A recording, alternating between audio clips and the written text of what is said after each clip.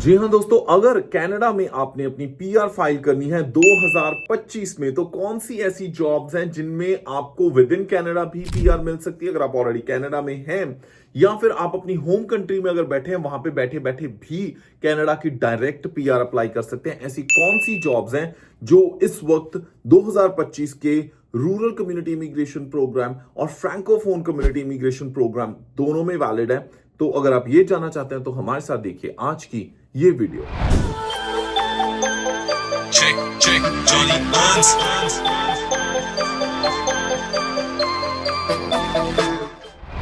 जी हाँ दोस्तों, नमस्कार, आदाब, सत श्री अकाल, बहुत बहुत स्वागत है आपका आज की इस वीडियो में। और इस वीडियो में मैं बात करने वाला हूं कि कौन सी ऐसी जॉब्स हैं जो इन डिमांड हैं 2025 में, जहां अगर आपके पास एक्सपीरियंस है तो आप डायरेक्ट पीआर लगा सकते हैं। सबसे पहले मैं अपना इंट्रोडक्शन करवा दूं। जो दोस्त हमारे साथ अभी अभी जुड़े हैं, मेरा नाम है जी जॉनी हंस। मैं हूं एक यूट्यूबर, व्लॉगर, उसके साथ साथ CICC certified trained and licensed immigration consultant.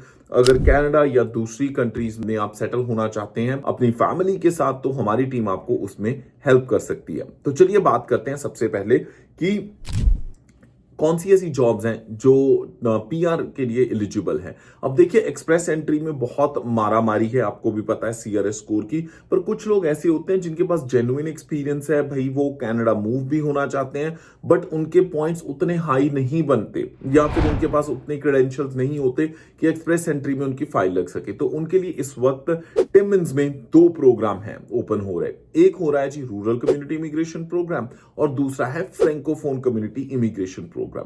अगर रूरल कम्युनिटी इमिग्रेशन प्रोग्राम में देखा जाए तो पिछले 3 साल में आपके पास 1 साल का एक्सपीरियंस होना चाहिए इन डिमांड ऑक्यूपेशन में, और आपके पास अपनी अगर आप अपनी होम कंट्री से अप्लाई कर रहे हो तो आपके पास वेस या फिर क्रेडेंशियल असेसमेंट होनी चाहिए। उसके साथ साथ इंग्लिश लैंग्वेज स्कोर, यानी आपके पास या तो आइल्स होना चाहिए या फिर आपके पास होना चाहिए सेल्पिप या PTE कोर होना चाहिए। अगर आपके पास ये है तो आप एलिजिबल हैं। बात करते हैं कौन से प्रायोरिटी सेक्टर्स हैं। सबसे पहले हेल्थ का तो आपको पता ही है, एजुकेशन, लॉ एंड सोशल भी है, उसके साथ साथ कम्युनिटी और गवर्नमेंट सर्विसेज को भी इंक्लूड कर दिया गया है। अब जो फ्रैंकोफोन कम्युनिटी जो कैटेगरी है, उसमें इंग्लिश की जगह आपके पास फ्रेंच का स्कोर होना चाहिए। बट अब कुछ दोस्तों को ये कंफ्यूजन है कि क्या हम अगर हमें रूरल कम्युनिटी इमिग्रेशन प्रोग्राम में नहीं अपॉर्चुनिटी मिली, हमारे पास फ्रेंच है, तो क्या हम फ्रैंकोफोन में लगवा सकते हैं? तो दोस्तों, जो लोग फ्रेंच बोलते हैं या समझते हैं वो लोग फ्रैंकोफोन कम्युनिटी इमिग्रेशन प्रोग्राम में लगा सकते हैं। बट जो लोग इंग्लिश और फ्रेंच दोनों जानते हैं तो वो भी फ्रैंकोफोन कम्युनिटी इमिग्रेशन प्रोग्राम में लगा सकते हैं। That is also an option. But उसके साथ साथ जो लोग फ्रेंच और इंग्लिश दोनों बोलते हैं, अगर आपकी कम्युनिटी में फ्रैंकोफोन कम्युनिटी प्रोग्राम नहीं चल रहा तो आप रूरल कम्युनिटी इमिग्रेशन प्रोग्राम में लगा सकते हो। वहां पे भी आपको प्रायोरिटी दी जाएगी। क्यों?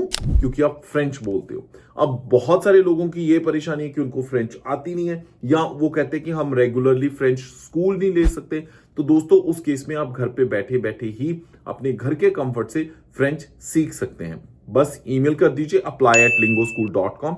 1.5 घंटे की क्लास रोज होती है, मंडे टू फ्राइडे आप स्टडी कर सकते हैं फ्रेंच की, और कुछ ही महीनों में आप अपनी पीआर की फाइल लगाने के लिए एलिजिबल हो सकते हैं। फॉर ग्रेटर डिटेल्स वीडियो के डिस्क्रिप्शन में इंफॉर्मेशन दे रखी है। चलिए बात करते हैं प्रायोरिटी ऑक्यूपेशंस की। फाइनेंशियल एडवाइजर एक ऐसा नॉक कोड है 11102 जो रूरल कम्युनिटी इमिग्रेशन प्रोग्राम में तो इन डिमांड है, लेकिन फ्रैंकोफोन कम्युनिटी इमिग्रेशन प्रोग्राम में नहीं रिक्वायर्ड है। पर book keeper, accountants, office administration एक ऐसा अच्छा प्रोफाइल है जिसमें बहुत लोगों की पीआर जो है रूरल नॉर्दर्न इमिग्रेशन प्रोग्राम में भी हुई, और RCIP में भी रिक्वायरमेंट है।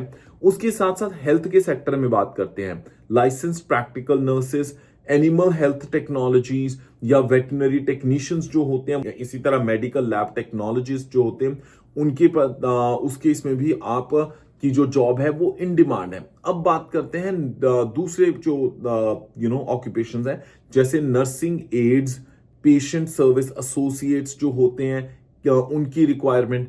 फिर इस तरह आ जाती है एजुकेशन सेक्टर में elementary school, kindergarten teachers, social and community workers, early childhood educators and assistant. उसके साथ साथ home support workers, care givers और उससे रिलेटेड जो ऑक्यूपेशंस है वो भी इंक्लूडेड। अब आते हैं कंस्ट्रक्शन सेक्टर में। देखो, कंस्ट्रक्शन में अगर हम बात करते हैं तो उसमें आपके पास जो वेल्डर्स हैं, फिर अगर हम बात करते हैं वेल्डर्स के साथ साथ कारपेंटर्स की, मशीन ऑपरेटर्स जो हैं, कंस्ट्रक्शन मिल राइट्स, इंडस्ट्रियल मैकेनिक्स, सो ये सब भी जो हैं इसी कैटेगरी में आ जाते हैं। उसके साथ साथ अब आते हैं हम जो ट्रांसपोर्ट सेक्टर है, अगर मैं ध्यान से देखूं तो heavy duty equipment mechanic, truck mechanic, automotive service technician जो कार टेक्नीशियंस होते हैं, ट्रक एंड बस मैकेनिक्स, मैकेनिकल रिपेयरर्स, इसी तरह ट्रक जो ड्राइवर्स हैं, transport truck drivers, heavy equipment operators जो एक हैवी इक्विपमेंट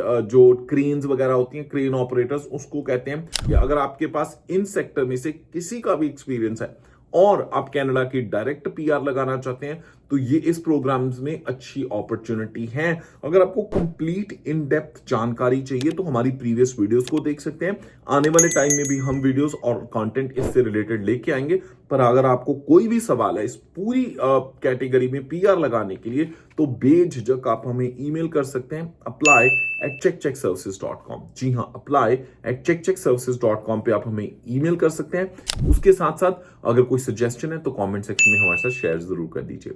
अगर क्वेश्चन है वो भी पूछिए और हमारी कोशिश होगी कि टाइम टू टाइम उसका जवाब दिया जाए। इसी के साथ मैं जॉनी हंस फिलहाल लेना इजाजत। हंसते मुस्कुराते रहो जी। रब राख। Check, check, Johnny Hans.